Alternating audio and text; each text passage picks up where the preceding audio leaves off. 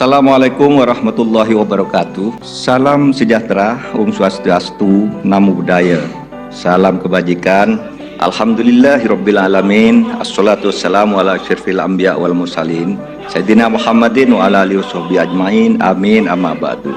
Inward looking yang bisa diurus tentara, menurut saya, dan itu saya berantem sama polisi. Kalau boleh dibilang tuh saya sempat dibenci kali sama polisi atau sama Polri, karena saya merasa terorisme itu harusnya 100% tentara. Saya ini bukan orang yang main di abu-abu kalau terorisme enggak. Sebenarnya kalau saya pribadi nih, secara akademik, menurut saya terorisme, apalagi radikalisme yang di Papua dan di Aceh itu harus 1000% tentara. Jadi polisi pernah nggak suka banget saya, karena merasa ini orang udah dibilang ini mesti kerja sama dengan polisi bla bla bla ya. Karena menurut saya beda, polisi itu harus dia nangkep orang itu diproses hukum. Loh kalau tentara nggak usah, pokoknya itu lawan, membahayakan, apalagi kedaulatan, tembak mati selesai. Makanya begitu saya lihat, ini ada pawai, dan jelas-jelas tuh ngomong ini mau pawai, kayak pawai lah. Sekarang gini Pak ya, kalau soal lewat aturan, itu saya kalau ngelewat ke arah Tebet atau mau ke arah Kuningan, marah banget saya rasa itu. Kenapa? Kesel, itu bendera partai ya Allah berantakan, kecil, besar, panjang, tinggi, yang paling tinggi ada di atas di mana gitu kan?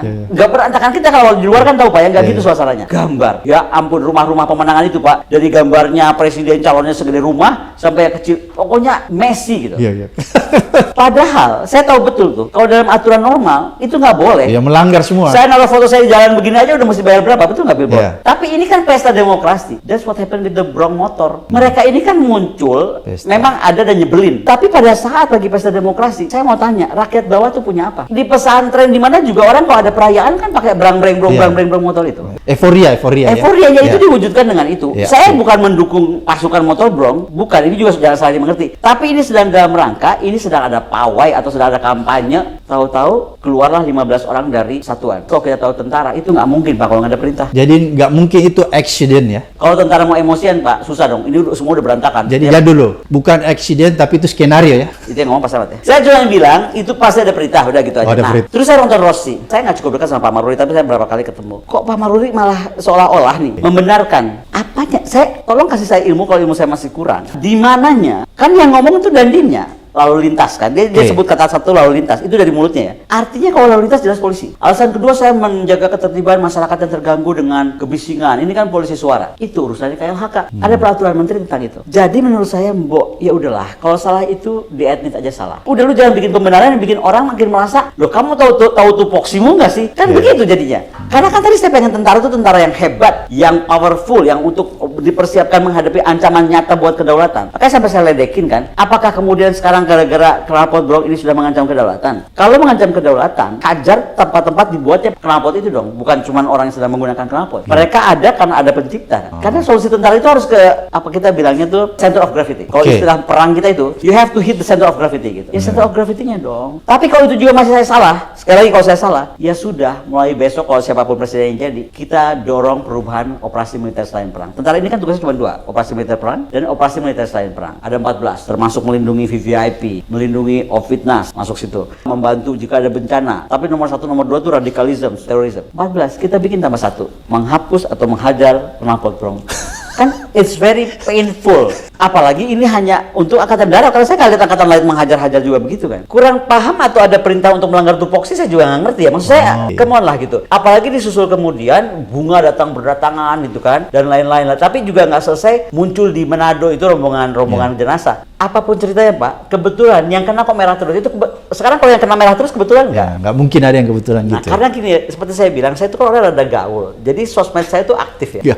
Itu banyak yang kirim Pak. Rombongan PSI di mana? Rombongan PPP di mana? Rombongan Gerindra di mana? Saya bisa tunjukin. Ada semua brang-brong juga. Nggak ada tuh. Tapi nggak ada yang digebukin? Nggak ada yang digebukin. Ketika PDP langsung digebukin? Langsung digebukin. Oke, jadi ini yang kita bisa sinyalir ya, bahwa ada skenario. Ada skenario seolah-olah ini harus menang satu putaran untuk sang putra mahkota. Saya nggak bilang Pak Prabowo ya. Kalau Pak Prabowo dengan tampilan kemarin, saya melihat beliau udah kayak terjepit aja nih antara bagaimana. Nah, tapi kayaknya ada usaha keras dari istana. Sekali lagi nih saya ulangi ya. Saya nggak nyalahkan Pak Prabowo-nya. Ada usaha keras dari istana untuk memenangkan sang putra yang katanya anak haram konstitusi. Satu putaran? Kayaknya itu. Makanya akhirnya banyaklah kita kan pasangan juga pasti terima lah. Yang tiba-tiba Babinsa dibagi apa, kemudian ASN dikumpulkan, desa, RT, apa nggak ngerti lah, udah banyak lah. Jadi semua ini usaha-usaha yang dilakukan dari istana untuk memenangkan Samputra Mahkota satu putaran. Itu sinyalemen kita ya. Menurut saya itu. Pak Prabowo-nya cuma dibuat sebagai ini aja, kalau saya ya, Iya. sebagai kendaraan. Kendaraan buat Pak Samputra Mahkota. Kendaraan atau boneka? Kendaraan, Pak. Kalau sekarang masih kendaraan, nggak tahu nanti mungkin kan belum dapat. Kalau belum dapat masih kendaraan. Oke, kalau udah dapat jadi boneka ya. Berarti kalau kita punya presiden nanti atau pemimpin yang boneka, itu berbahaya bagi kedaulatan Buat saya negara. begini Pak, kita cukup kecewa ya dengan lahirnya kemudian tadi. Bayangkan Pak ya, dari seorang ibu di Papua ada yang sampai bikin video. Saya nggak ngerti katanya, kalau paman yang bikin keputusan itu dihukum, kenapa putusan hukumnya nggak dianulir? Bayang. Makanya tadi saya bilang kan, saya nggak percaya orang nggak sekolah atau orang di jauh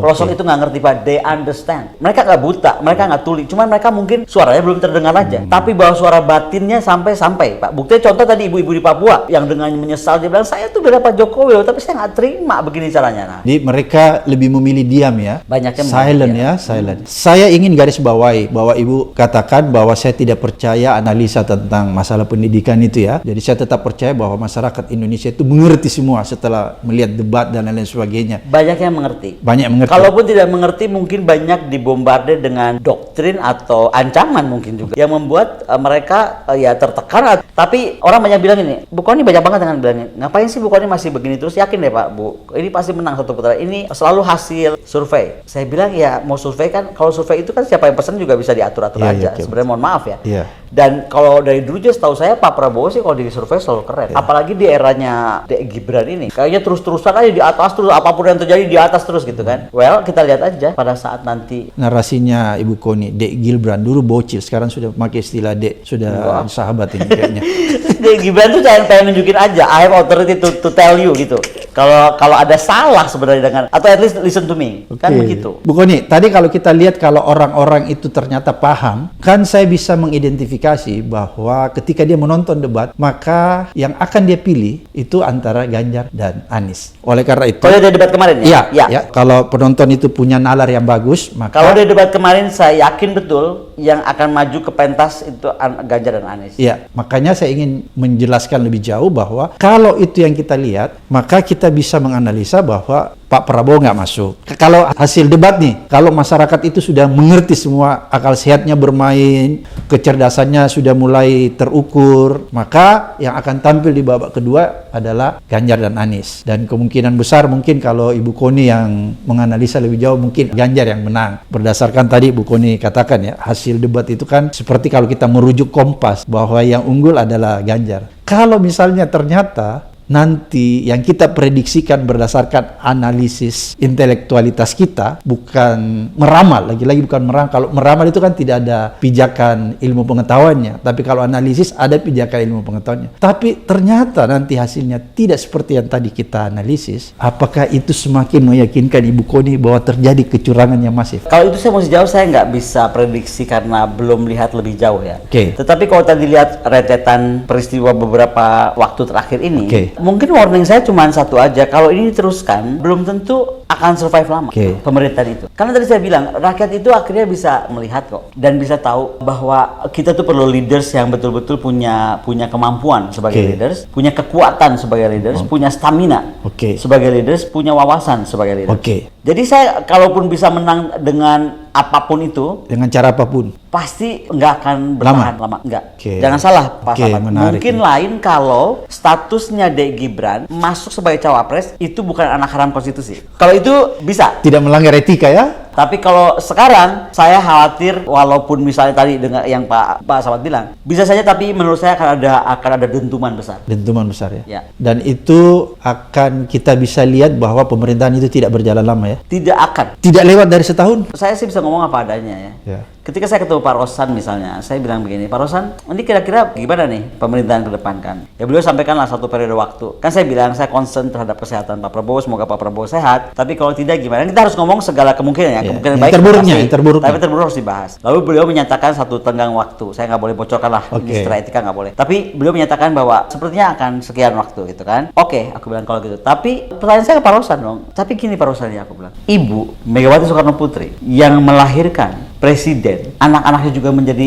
tokoh di dalam pemerintahan. Beberapa keluarganya pun itu bisa di step dikhianati, if I may say that. Apa yang menurut Pak Osman bikin bahwa Debocil tidak akan mengkhianati Pak Prabowo? Tidak ada jaminan, Bu Pamin, ya? Enggak, karena kalau dalam prinsip saya itu mungkin, saya jadi ingat pesan Ibu barusan. Ibu tuh tiba-tiba tadi baca tentang pesan Siddhartha Gautama. Di dunia ini ada kebenaran, 3 kebenaran mutlak. Dan saya percaya itu betul. 1, peredaran matahari. Kapan dia terbit, kapan dia tenggelam. 2, munculnya bulan. Sama seperti matahari, kebenaran itu dia tata betul, sirkulasi. Yang paling ketiga apa? Kebenaran. Jadi kebenaran itu, kebenaran dia akan, hanya itu aja, seperti matahari dan bulan, kebenaran itu akan standing, akan muncul. Walaupun kita tidak bisa memprediksi kapan munculnya sehingga kita mengalami kegalauan. Ya karena kan kalau matahari dan bulan udah jelas rotasinya ya. Tapi kebenaran adalah kebenaran, dia pasti akan. Oleh karena itu tadi analisisnya Ibu Koni bahwa kebenaran akan muncul, maka pemerintahan itu tidak berjalan. Kemarin ada yang menarik sebenarnya kalau Anies ya, pertanyaan-pertanyaan mengenai ordal. Dia memakai istilah PT TNI. Itu kan dia mempermasalahkan banyak hal di situ. Oke, silahkan lurusin. PT TMI, dan waktu itu saya udah ke orang gila karena saya kerja sendiri, usaha sendiri, ngomong sendiri, ngadepin semua sendiri. Yang berujung saya dipanggil Pak Prabowo waktu itu ke Menteri Pertahanan. Beliau tanya, saya Menteri Pertahanan kok Bu Koni berani banget? Saya bilang saya berani karena saya nanya hal yang very simple. Tapi waktu itu saya bilang bukan kesalahan Pak Prabowo juga loh. Waktu itu tuh juru bicaranya menurut saya asal ngomong, karena dia bilang, oh ya buktikanlah inilah, pokoknya seolah-olah menganggap saya nggak benar. Dan karena dianggap nggak benar lah saya cari data kan gitu. Tapi hari ini kalau sampai Pak Anies bawa-bawa TMI dan berharap saya terangin, saya udah nggak mau. Why? Waktu saya fight buat TMI,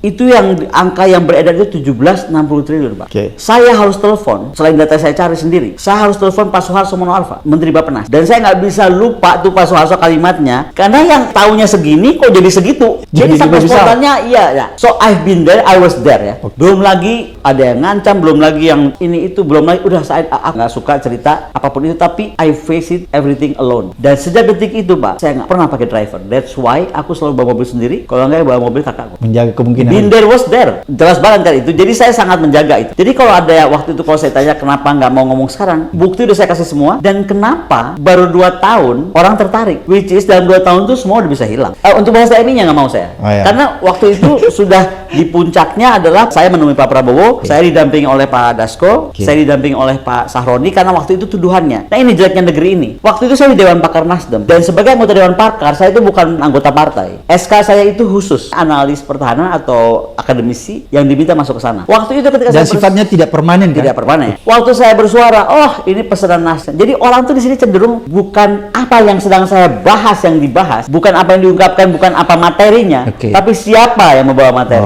Saya kayak sekarang, ketika saya bicara soal Bojolali, buat saya nggak ada pembenaran dari ilmu saya. Makanya kalau ada yang bilang itu benar, maju ke sini, saya pengen tahu apa pasalnya, di mana, teorinya apa gitu. Bahwa angkatan darat di seluruh dunia ini boleh mengejar-ngejar knalpot gitu. Exactly sama seperti sekarang waktu kejadian itu. Makanya saya bisa buktikan itu, dan thanks God nggak terjadi tuh 17,60 triliun. Jadi mau di-admit atau tidak oleh bangsa ini, saya rasa saya sudah sempat menyelamatkan anggaran besar yang tadinya akan keluar dengan cara-cara tidak tepat. Saya tuh melihat tadi, tentara tuh kalau mau diwujudkan jadi tentara poros maritim dunia itu akan mahal. The way waktu kalau mau dilihat perbandingannya seperti Soekarno waktu membuat Indonesia terkuat di bumi bagian selatan. Nah, gembesnya saya, Presiden Soekarno itu kan waktu kita baru merdeka nggak punya apa-apa juga. Maksudnya negara ini baru merdeka, dapat pinjaman juga sedikit dari Soviet kan. Tapi karena kekuatan diplomasinya, menggunakan posisi strategis Indonesia, kita bisa dapat bangun reaktor nuklir. Itu reaktor nuklir itu dibangun oleh Amerika Serikat yang di Bandung, yang Trigamark. Itu kan very powerful. Bayangkan negara baru muncul, tapi kemudian tengah jalan ngambek si Amerika ini. Ngambek dia, berhenti semua. Itulah generasi seniornya ayah saya. Ayah saya kan kepala nuklir, kepala Badan Tenaga Atom Nasional. Jadi bukan Bakri itu, Bakri ini